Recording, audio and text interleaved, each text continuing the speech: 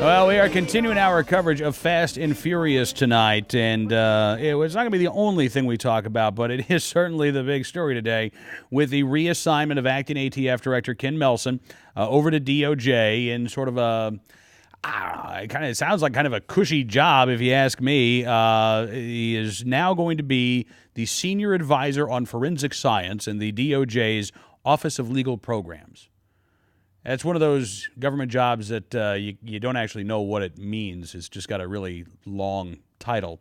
Meanwhile, the U.S. Attorney in Arizona, Dennis Burke, resigned today, but was given plenty of accolades as he was walking out the door. This was not a hang your head in shame and slink out the back to avoid the press. In fact, nobody connected to Fast and Furious has been disciplined, as far as we can tell, with one exception. ATF field agent Vince Cefalu, who after 24 years in the field was given his termination papers after he talked to Congress about Fast and Furious. And joining me to discuss the very latest details here, very pleased to have with us Representative Blake Farenthold, Republican from Texas, member of the House Oversight and Government Reform Committee. And Congressman, thank you so much, sir, for joining us tonight. Oh, it's my pleasure. Well, all right. First off, what is your reaction to the DOJ moving acting ATF Director Ken Melson from his current position into the DOJ umbrella? You know, they're shuffling folks around. I think they're trying to keep a closer eye on them. You know, Melton kind of came clean and talked to on July 4th. Came and talked to Darrell Issa, and you know we were getting some information there, and sure enough, he gets shuffled around. Do you think you'll have the same sort of access to Ken Melson now that he is going to be working actually in the DOJ? You know, I'm not sure. The investigation is going to continue. It clearly goes beyond Melson and over into the DOJ. We just got, you know, this is just like building a criminal case. You've got to take the steps and follow the chain up. We're doing what they didn't. We're doing a good job on the investigation. Oh, well, I think you guys are doing a fantastic job on the investigation. I mean, certainly we've learned more from the House Oversight and Government Reform Committee than we have from DOJ. Supposedly the Office of Inspector General is conducting its internal investigation, but that's been going on for 6 months, and we haven't heard a single thing. I mean, it seems like you're investigating yourself, and everybody's supposed to be cooperative. It would go a whole lot faster.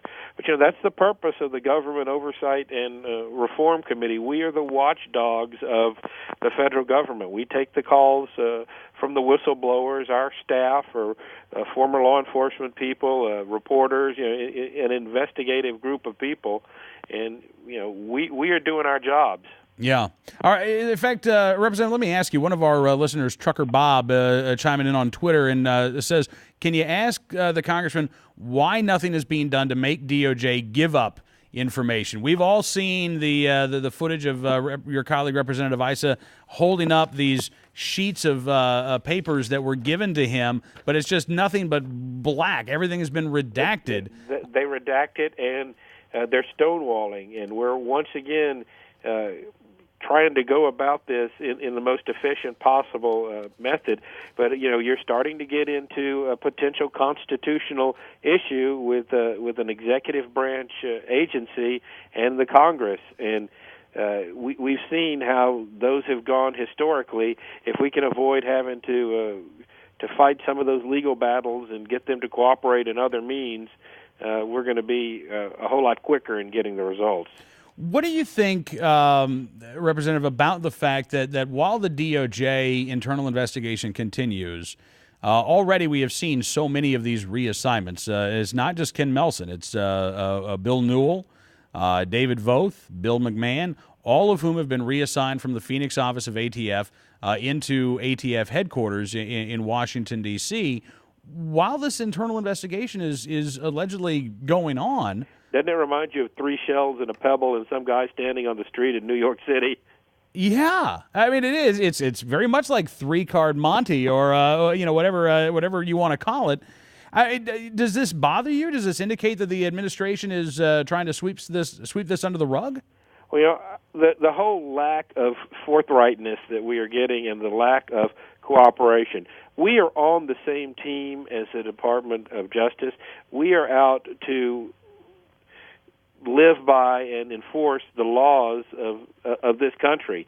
And I understand some of their concerns about ongoing investigations and jeopardizing ongoing operations, but all they need to do is sit down in private with Senator Grassley and Representative Issa in a classified setting and convince us that there's no wrongdoing.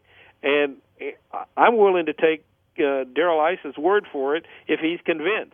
But I'm not willing to take a political appointee who's trying to cover his behind's word. Well, absolutely, and you say we're on the same team. Do you? We all work for the American taxpayer. You do, absolutely. But I got to tell you, Representative, it really seems like you've got a DOJ that is working to obstruct, that views you as the competition or the opposition. And you've seen it's not just the Bureau of Alcohol, Tobacco, and Firearms. It's the entire, all the agencies of the government. All is probably too broad, but you're seeing more and more of the federal agencies, be it the ATF, be it the Environmental Protection Agency, becoming much more political. And I'm not sure that's certainly not what I think was intended. The executive branch agencies are there to help enforce the laws, but you've got them writing the laws. Now, you've got an executive branch that, in my opinion, is out of control. We see it in this context with the ATF, but you see it you certainly see it down here in Texas with the Environmental Protection Agency. You could potentially start to see it with Fish and Wildlife, with some of the stuff we're seeing with the dune sagebrush lizard, which is potentially jeopardizing oil production in all of the Permian Basin of Texas. You've got a government gone wild. It really seems that way. Representative, I spent most of my life in Oklahoma City, Oklahoma, far outside the confines of the Beltway. I was on vacation last week and was able to flee the Washington, D.C. area. And in talking to folks, I was really struck by the sheer number of small business owners and people who just get up every day and go to work for a living, who feel like the government is getting in their way, that the government has become an obstacle to their success and an obstacle to them being able to live the American dream, rather than either a facilitator or an entity that is sort of a benevolent non-entity, that they don't really run across all the time. I think that's entirely accurate. There are a lot of people who just are content to live their life, but as the government starts to interfere more and more with the way you live, you start to become involved in the political process. I really think that's the root of the Tea Party movement. I agree with you. And it just seems to be getting worse. I mean, we talked with the CEO of Gibson Guitar yesterday about the raid on his offices over the illicit wood. And, this is something you want to laugh at, but you can't laugh at, because these are real people, real jobs, real individuals that are at stake here. And we are spending the taxpayers' hard-earned money on this nonsense. I don't know. I mean, honestly, when a talk show host is at a loss of words, that's a bad sign. And you know this, Representative. I'm a recovering talk show host. But I am. I'm at a loss of words over the how this administration continues to act without a shred of accountability to anyone. Yes, or any sense of, gosh, we might have done something wrong here. It's just business as usual. We got to keep going for the re-election campaign. You cannot allow this to become a major scandal, so let's just try to keep it confined as much as possible. Now, I've got to ask you while we've got you here, Congressman. We know that there are going to be more House Oversight and Government Reform Committee hearings. Do you know when the first one will be? I do not. I've been doing 10 and 12 events a day down here in South Texas, and you know how you get so busy, you just look at tomorrow. What do I have to be ready for tomorrow? Yeah. But I've got a little bit slower. I blocked Labor Day off to have a little bit of time to do some reading for myself and get caught up and get ready to be like, you talk about 10 things in the district. It goes up to 20 when you get to when you get to D.C. No kidding. And I asked for this job.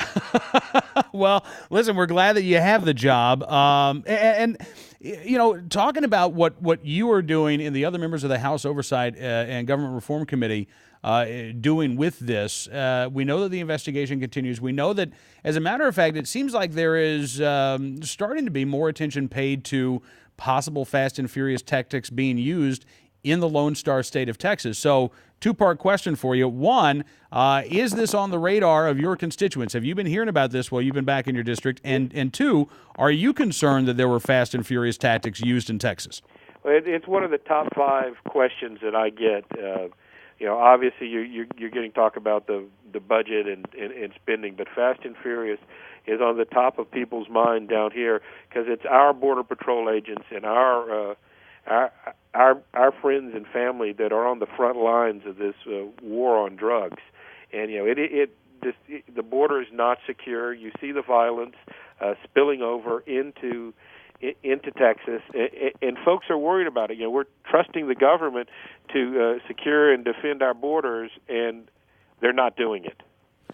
They are not. And, you know, to that end, we ran across a story a couple of weeks ago. It looks like Mexican drug cartels were going into California, working with a group of Iraqi Chaldeans who were centered in Orange County, California, with a pipeline to Detroit, Michigan.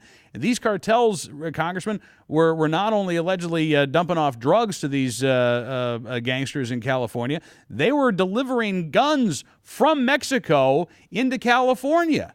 And yet we keep hearing that what we need are more gun control laws here in the United States. You know, what about enforcing our border so that the drugs can't come north, and frankly now the guns can't come north too? Or the money and the guns can't go south. You know, I have Highway 77 that runs from Corpus Christi to Brownsville, which is pretty much the length of the district that I represent. When you're coming north, there is a Border Patrol or sheriff or state trooper, you know, every 5 or 10 miles. I mean, you put cruise control on the speed limits. It's time to see some going the other way so you can have a chance to talk to some of the people going southbound. You know, the drugs we've got to burn, the money we can keep. Well, Congressman, listen, I can't thank you enough, sir, for coming on the program. It is always a pleasure to get a chance to talk with you, and I look forward to doing this very soon when you get back to D.C. Always fun, and you know how to get a hold of me. Thank you, sir. Congressman Blake Farenthold, Republican from Texas, joining us here on Cam and Company.